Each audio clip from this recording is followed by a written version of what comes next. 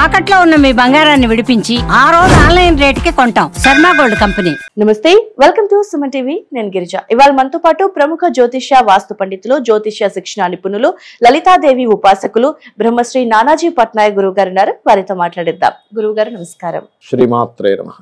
గురుగారు, నెలకి తులం బంగారం కొనాలి అంటే వాస్తు పరంగా ఎలాంటి మార్పులు చేసుకుంటే మంచిది అంటారు గురుగారు? చాలా అద్భుతంగా అడిగారమ్మా క్వశ్చన్ మీరు. ఎందుకంటే ప్రతి మహిళ కోరుకుంటుంది మీలాగే. ఎందుకంటే అదొక అసెట్ బంగారం అనేటువంటిది. అయితే తులమని కాదు, వీళ్ళు చేసేటువంటి మార్పులు బట్టి తక్కువ రావచ్చు, ఎక్కువ రావచ్చు. తులం బంగారమే అని కాదు. అయితే ఇక్కడ ఏంటంటే ఒక పాయింట్లో అడిగారు మీరు అడగడం అది. అవును గురుగారు. యా, అయితే ఇక్కడ ఏంటంటే అమ్మా, ఫస్ట్ ఆఫ్ ఆల్ బంగారం నిలబడాలి అంటే ఏం చేయాలో చెప్తాను నేను మీకు. ఎందుకు నిలబడదు అసలు బంగారం? వాళ్ళ జన్మజాతకాల్లో ఏ ప్రాబ్లం వల్ల బంగారం నిలబడదు, ఇంట్లో ఉండేటువంటి ఏ దోషం వల్ల బంగారం, వీళ్ళు ఏ తప్పు చేయరు అసలు. వీళ్ళకి వ్యసనాలు ఉండవు, కొంతమందికి ఏముండవు, కానీ ఏదో రూపంలో ఖర్చు అయిపోయి ఈ బంగారం తాకట్టు పెట్టాల్సిన పరిస్థితి వస్తూ ఉంటుంది. దానికి ముఖ్య కారణం ఏమిటి వాస్తుపరంగా అంటే, ఇల్లు మనకి చతురాస్రాకారం కానీ దీర్ఘ చతురాస్రాకారం కానీ ఉంటుంది కదా. ఉన్నప్పుడు సర్వసాధారణంగా అందరూ మనకి కొన్ని సంవత్సరాల నుంచి వస్తున్నటువంటి అలవాటు ఏమిటంటే, నైరుతిలో బీరువా పెడతారు, ఆ బీరువాలో బంగారం పెట్టేస్తారు. అది ఏదో ఒక టైంలో వీళ్ళకి ఏదో కష్టం వచ్చి ఆ బంగారాన్ని తీసుకెళ్ళి ఫైనాన్స్లో పెట్టడం, ప్రతి నెల వడ్డీలు కడుతూ కూడా అది కూడా కట్టలేని స్థితిలో కదా యాక్షన్లోకి వెళ్ళిపోవడం, బంగారం మొత్తం ఆ రూపంలో వెళ్ళిపోతూ ఉంటుంది. మీరు నమ్మరు, ఒక ఆవిడైతే మొన్న 2,80,000 ధనానికి వడ్డీ కడుతూ కడుతూ కడుతూ దాదాపుగా 1/2 kg బంగారాన్ని కోల్పోయింది వడ్డీలు కట్టలేక. ఏదో ఒక నగ తీసుకెళ్ళి వాళ్ళ ఫ్రెండ్ దగ్గర పెట్టడం, కొన్ని డబ్బులు తెచ్చుకోవడం, దానికి మళ్ళీ వడ్డీ, ఇక్కడ బంగారానికి వడ్డీ, ఇక్కడ అసలు వడ్డీకి కట్టడం అసలుకి. అలా అలా అలా ఆవిడ కనుక స్టార్టింగ్లో ఎంతో కొంత బంగారం అమ్మేసి ఉంటే అది క్లియర్ అయిపోయేది. అలా అలా 1/2 kg బంగారం కోల్పోయింది. నా దగ్గర రికార్డు ఉంది, కావాలంటే మీకు వినిపిస్తాను. అయితే నేను అనేది ఏంటంటే, ఇక్కడ మొట్టమొదటి చేస్తున్నటువంటి అందరూ చేసే తప్పులు తెలుసుకొని తర్వాత మనం బంగారం రావడానికి ఏంటో నేను చెప్పుకుందాం. అందరూ చేసే మిస్టేక్ ఏంటంటే, ఇక్కడ ఇంట్లో నైరుతి భాగాలను బీరువా పెడతారు. అది ఎగ్జాక్ట్లీ నైరుతి అయితే పర్లేదమ్మా, ఏ దోషం లేదు. ఒక్కొక్కసారి టిల్ట్ అవుతుంది. అంటే అలాగా ఉత్తరం 0 degrees కాకుండా 350, 340, 345 degrees ఆగ్నేయం వైపు తిరుగుతుంది. అప్పుడు ఏమవుతుందంటే అది నైరుతి అవ్వదు, దక్షిణ నైరుతి అవుతుంది. దక్షిణ నైరుత్యో మృదయ పురుష త్యాగ మందిరం అని చెప్పాడు శాస్త్రంలో. అంటే బాత్రూమ్ లెటర్లు కట్టుకోమని చెప్పాడు. ఎందుకు? వేస్టేజ్ జోన్ కాబట్టి. మీరు బంగారాన్ని వేస్టేజ్ జోన్లో పెడితే ఏమవుతుంది? వేస్ట్ అయిపోతుంది. ఇంట్లో పెడతారు, ఏదో అనవసరం ఖర్చు వస్తుంది, దాన్ని తీసుకెళ్ళి అమ్మేయాల్సి వస్తుంది. అగ్ని ప్రమాదమనో లేకపోతే వేస్ట్ ఖర్చులను, ఇంకో దగ్గర ఎక్కడో ఏదో వ్యాపారం చేసి అది నష్టపోవడమో ఇవి జరుగుతూ ఉంటాయి. అందుకని మొట్టమొదటిగా మీరు ఇంట్లో బంగారం స్టోర్ చేసేటువంటి ప్రదేశాన్ని మొట్టమొదటిగా అదేమైనా వేస్టేజ్ జోన్లోనా లేకపోతే డిప్రెషన్ జోన్లో పెడుతున్నామో చెక్ చేసుకోండి. అది ఇంటి ప్లాన్ గీసి వాస్తులు ఎలా ఉంటుందంటే, చక్కగా మీరున్నటువంటి ఇంటిని ప్లాన్ గీయాలి. ఇప్పుడు వాస్తు చూడడం అంటే ఏదో రఫ్గా వెళ్ళిపోయి ఇది కూలగొట్టా అది కూలగొట్టా అనడం వాస్తు కాదు.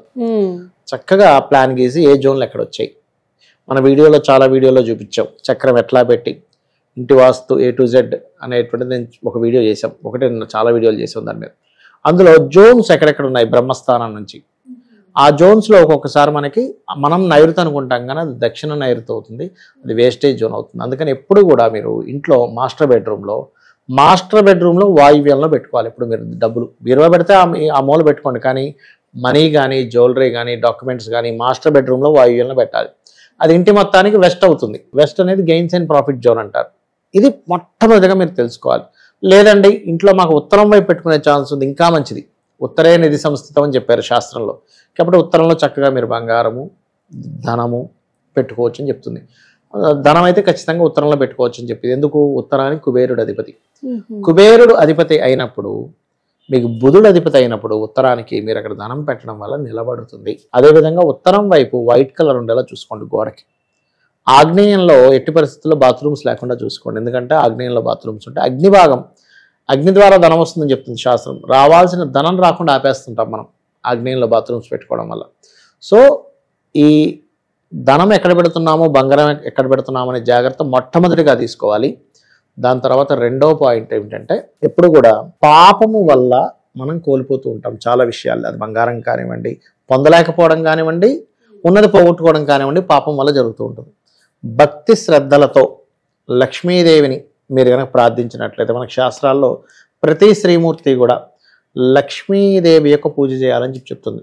అవును గురువు. మీకు గతంలో వీడియోలో కూడా చెప్పాను, లక్ష్మి అంటే కేవలం ఏదో మీరు పటంలో ఉన్నటువంటి లక్ష్మీదేవిని పూజించడమే లక్ష్మి కాదు, చుట్టూ ఉన్నటువంటి ప్రతి గుర్తింపునిచ్చేది లక్ష్మియే. ప్రతి ఒక్కరిలో ఉన్నటువంటి వాటిని మీరు గుర్తించగలగాలి, వాళ్ళని అప్రిషియేట్ చేయగలగాలి, దట్ ఈజ్ లక్ష్మి. అంతేగాని వాళ్ళలో ఉండే అవగుణాన్ని, వాళ్ళలో ఉండేటువంటి చెడు గుణాలని గుర్తించి వాటిని వాళ్ళకి రిపీటెడ్గా వాళ్ళని ఇబ్బంది పెట్టడం ఇవి చేయకూడదు. అదేవిధంగా మనకి యంత్రం దొరుకుతుంది, లక్ష్మీ యంత్రము అని. కొంతమందికి కావాలంటే నేను చేసిస్తుంటాను, కాకపోతే అది చాలా రేర్. ఎందుకంటే వాళ్ళు చేసుకుంటాను రోజు అంటేనే అది చేసి ఇవ్వడం జరుగుతుంది, చాలా టైంతో కూడుకున్నటువంటిది. ఎందుకంటే లక్ష్మీదేవి బొమ్మ వచ్చి చుట్టూ యంత్రం వస్తుంది, అది అందులో లక్ష్మీదేవికి సంబంధించిన అది ఆవాహనం చేయడం జరుగుతుంది, దాన్ని ఆవాహనం చేసి జపం చేసి ఇవ్వడం జరుగుతుంది. అలా మీకు మీరుగా చేసుకుంటానో చేసుకోవచ్చు. అది గనక చేసుకొని మీరు లక్ష్మీ గుణాలను కొన్ని ఉంటాయి. అంటే మీకు బంగారం రావాలంటే ఏంటి, డబ్బులు ఉండాలి ఫస్ట్. లాజికల్గా ఆలోచిస్తూ ఊరకనే ఏమి కనకదార స్తోత్రం మనమేమి అక్కడ ఆదిశంకరాచార్యుల వారం కాదు కదా, ఇలా చదవడం అలా బంగారం ఆకాశం నుంచి పడడానికి. మనం కష్టపడాలి, ఆ కష్టం ఒక ప్రాపర్ వేలో పడాలి. మీకు అసలు ఏ రూపంలో ధనం వస్తుంది మీ జన్మజాతకంలో తెలుసుకోగలగాలి. వాస్తులో నేను ఇందాక చెప్పినట్టుగా ఆ యొక్క ప్లేసెస్లో దోషం లేకుండా చూసుకోవాలి. నిత్యము చుట్టూ ఉన్నటువంటి సమాజంలో ఉన్న ప్రతిదీ లక్ష్మీప్రదమని భావిస్తూ లక్ష్మీదేవి ఆరాధన చేయాలి. చేసినట్లయితే నెలకి తుల బంగారం ఏముంది, 10 తులాల బంగారం కొనుక్కుని ఆశ్చర్యపోవాల్సిన పని చెప్పలేము. ఇప్పుడు లక్ష్మీ అనుగ్రహం ఉంటే మీరు ధర్మబద్ధంగా మీరు గనక ఇప్పుడు ఒకటమ్మా ధర్మబద్ధంగా మనిషి సంపాదించలేడని మీరు చెప్పగలరా? చెప్పలేము. సంపాదించగలడు కదా. మీరు ఏమి తులం బంగారం కొనుక్కోగలరా? ఏం 100 తులాల బంగారం కొనుక్కునే వ్యక్తి లేడా భూమి మీద? ఉన్నారుగా.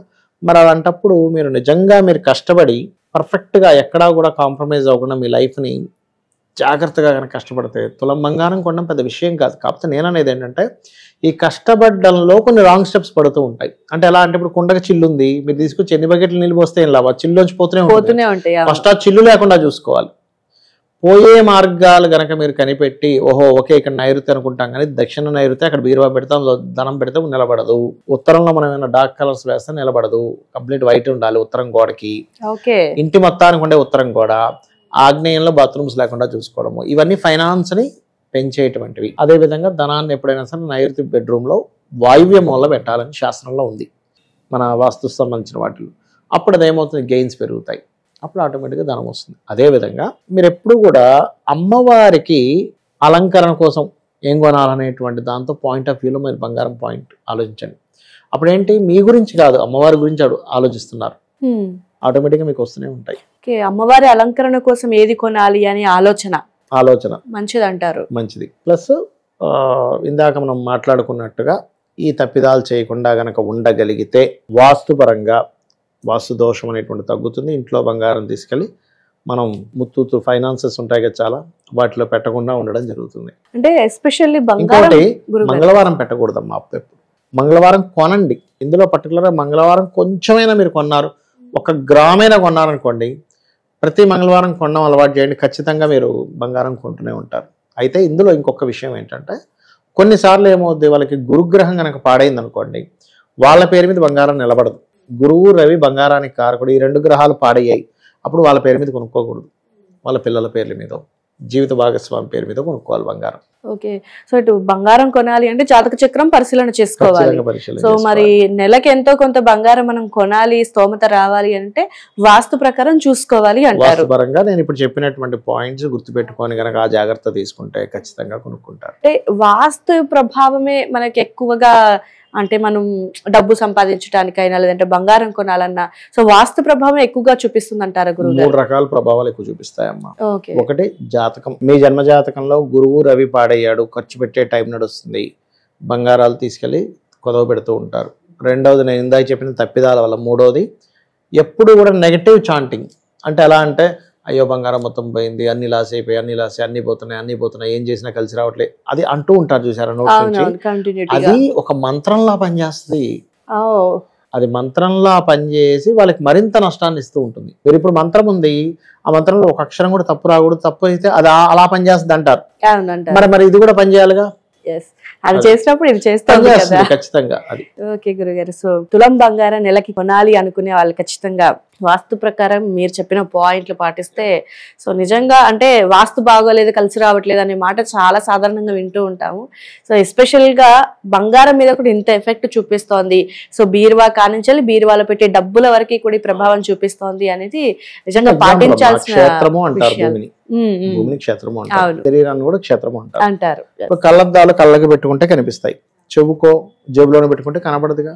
అంటే ఒక పదార్థం, ఒక మిషన్ ఏదైతే ఉందో, ఒక పరికరం ఏదైతే ఉందో, ఇక్కడ పెట్టుకుంటే మన కళ్ళు క్లారిటీ ఉన్నాయి సైట్ ఉన్న వ్యక్తికి. చెవు దగ్గర పెట్టుకుంటే రాదు.